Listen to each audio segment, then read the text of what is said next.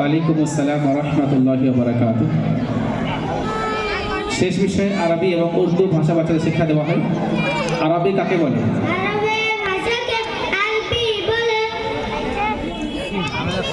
এক আরবি,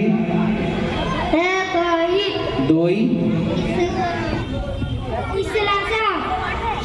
তিন, চার, বাস,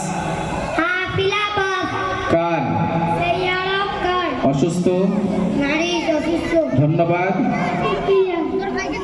এটা কি? বিমানবন্দর, পাসপোর্ট, হোটেল, পানি, রুটি, আলু, চিনি, জুস, খেজুর, চাওয়াল। ঠিক আছে, চলো সবাই সালাম করে একসঙ্গে।